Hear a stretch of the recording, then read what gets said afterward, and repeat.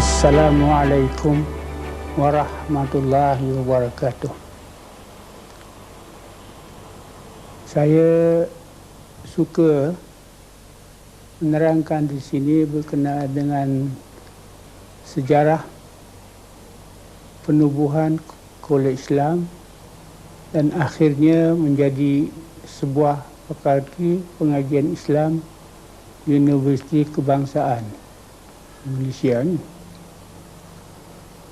Pada mulanya iaitu apabila saya kembali dari Mesir dalam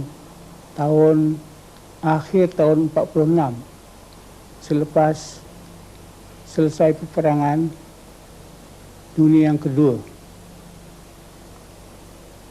Dan saya dapati keadaan pada masa itu hingga tahun 50 banyak sekolah-sekolah agama yang didirikan oleh orang-orang kampung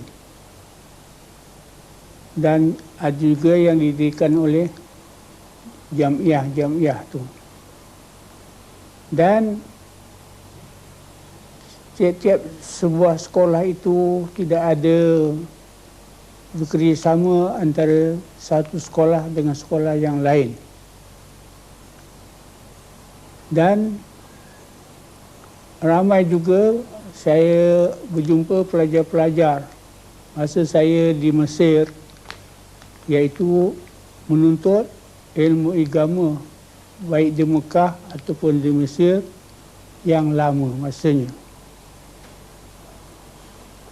Jadi bukan itu saya sendiri pun lama duduk di luar negeri. Jadi oleh kerana kita lama sangat belajar di luar negeri itu, perbelanjaan dan kita berjauhan dengan kaum keluarga dan negeri kita, boleh jadi adat istiadat kita pun boleh jadi menerima kesan daripada adat istiadat orang yang lain. Kerana itu bila saya balik ke sini, saya mula memikirkan kalaulah di Malaysia ini dapat sekolah-sekolah agama ni satukan dia punya program pelajaran dapat satu dan diadakan sebuah kolej. Jadi pelajar-pelajar yang nak menyambungkan pelajarannya boleh datang belajar di Kolej Islam ini. Kemudian selepas itu, bolehlah dia umpamanya nak menyambung pelajarannya ke luar negeri. Oleh kerana itu tidak lama sangat dia berada di luar negeri. Jadi pada tahun 1949, telah diadakan di Singapura, iaitu persidangan ulama di Tenggara Asia. Diadakan di Singapura yang dianjurkan oleh Seruan Islam Semalaya, iaitu pada masa itu Datuk Said Ibrahim Umar Al-Serkak dan juga Syekh Abdul Alim Siddiqui. Dan jamiah itu menjemput ulama-ulama daripada Semenanjung ini untuk hadir dalam persidangan itu. Saya pada masa itu, tahun 49, di Pejabat Mufti Johor bersama-sama dengan Setiausaha Pejabat Agama Johor dan juga yang di-Pertua Datuk Awang bin Umar yang di-Pertua Agama Johor mewakili Johor di dalam persidangan itu. Dan hadir daripada Filipina, daripada Indonesia, daripada Malaysia pun hadir juga di situ. Di dalam persidangan itu saya mencadangkan supaya ditubuhkan Kolej Islam. Alhamdulillah dapat persetujuan dan dia adakan sebuah jawatan kuasa dan diserahkan membuat kertas kerja kepada saya seorang. Jadi saya dengan sebab pada masa itu sebuah jawatan kuasa yang saya seorang itu yang pada hari ini iaitu Tan Sri Profesor Ahmad Ibrahim, Ketua Syekh Undang-Undang Universiti Antarabangsa, almarhum Tun Sa'dun Zubair. Kemudian lagi Said Abu Bakar daripada Singapura. Kami mengadakan sebuah kertas kerja untuk mendirikan sebuah kolej Islam. Setelah kami siapkan kertas kerja itu, dibawa dalam mesyuarat jawatan kuasa dan setuju untuk disembahkan kepada Gaji-Gaji Melayu. Dan sebab itu satu rombongan daripada jawatan kuasa ini pergi ke Kuala Lumpur, nak pergi menghadap Sultan Melayu kerana agama di bawah kuasa Sultan. Dan kami diterima menghadap wakil daripada Gaji-Gaji iaitu Sultan Pahang, almarhum Sultan Pahang dulu dapat berjumpa kepada kami, dan kami dengan Datuk Syed Ibrahim Umar Sagab, saya juga, dan ada lagi satu, kalau tak salah ada satu daripada orang wakil India, dan Kiai Fadlullah Suhaimi sama-sama hadir dan dapat penerimaan yang baik. Tetapi apabila kami kemukakan lagi permintaan itu, kami serahkan kepada kerajaan persekutuan untuk menubuhkan Islam itu, pihak kerajaan tak menerima.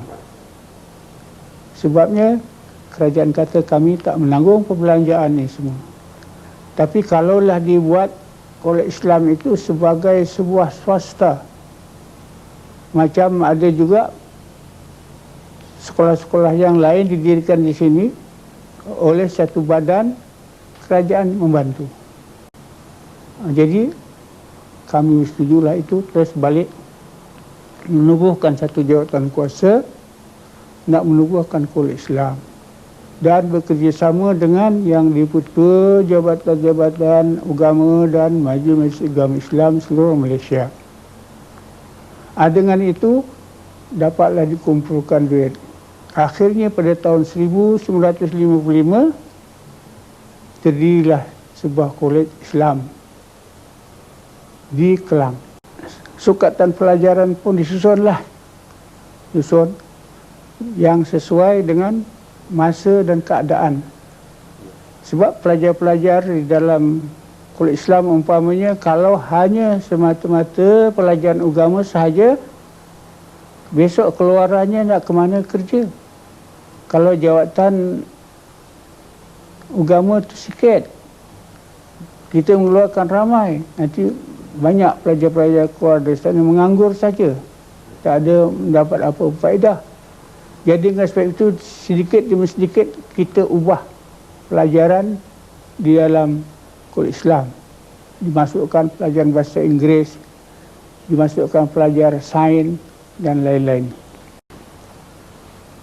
Pada tahun 64, tahun 64, bulan Oktober, iaitu masa itu Profesor Tan Sri, sekarang di Tan Sri lah, Profesor Tan Sri Abdul Rauf bin Muhammad itu jadi pengurus Islam. Dia habis tempoh, dia balik ke Cairo. Jadi orang mencari siapa mengganti ni. Jadi pada masa itu, walaupun saya menjadi penolong mufti di Johor tu, tapi kerana saya tidak berkhidmat kepada agama dan negara, saya minta bersara. Walaupun umur saya pada masa itu 50 tahun. Jadi Tun Razak pun setuju saya bersara daripada penolong Mufti Johor, saya memegang jawatan pengetua Kuliah Islam di Kelang mulai bulan Oktober tahun 64. Jadi bila saya jadi tahun 64 itu, dan kami pakat bersetuju menerima bantuan, bersetuju Kuliah Islam itu dimasukkan di bawah Kementerian Pelajaran dan mendapat bantuan penuh. Dan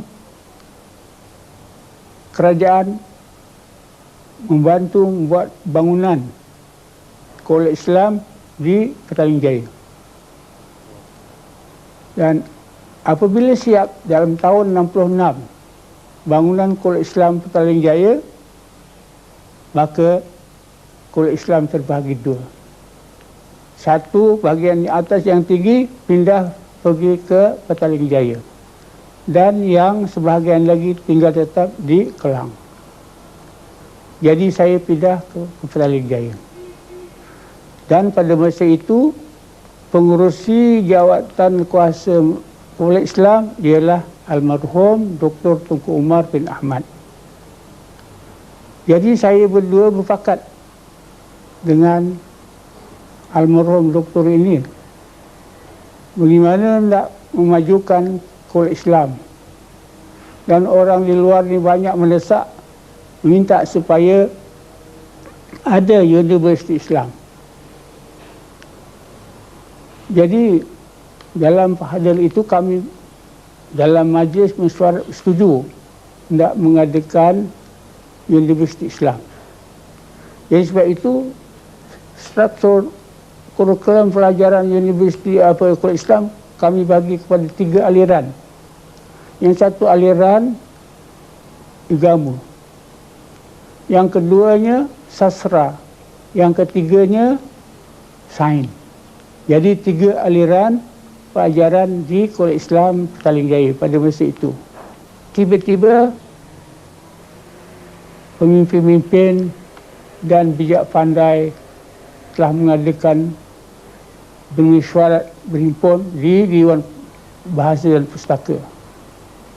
Dan terdiri sebuah jawatan kuasa, iaitu hendak mendirikan Universiti Kebangsaan.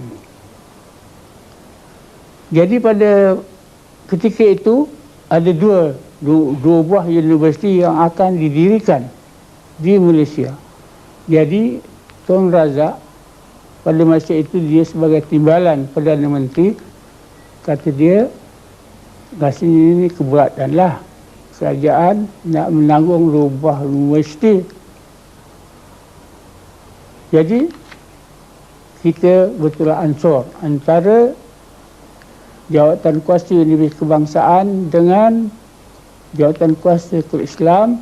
Akhirnya kita bersetuju menjadikan Kuliah Islam sebagai Fakulti Pengajian Islam Universiti Kebangsaan sebagai satu langkah menuju kepada Universiti Islam. Dan Senat Universiti masa itu bersetujulah menjadikan saya sebagai dekan yang pertama di Fakulti Pengajian Islam. Itulah, dan memberi saya gelaran yang di profesor. Jadi pada tahun, bagaimana masalah seterusnya? Tahun 1970 dengan 37 orang pelajar. Itu dia bertambah daripada setahun ke setahun bertambah. Jadi orang ni keluar, alhamdulillah semuanya yang pertama ni sekarang semua dapat kerja. Ada yang bekerja, ada yang bekerja jadi guru, ada yang bekerja Kementerian Luar, ada yang bekerja income tax. Maknanya tujuan kita dulu untuk keluaran Fakulti Pengajian Islam ini supaya dia boleh bekerja apa bidang, bukan hanya tertentu kepada bidang agama sahaja. Kalau umpamanya dia bekerja di bidang sastra umpamanya, ataupun pegawai kerajaan, tapi dia ada punya agama, mudah-mudahan dengan sikap dia ada punya agama itu dapat mempengaruhi orang lain.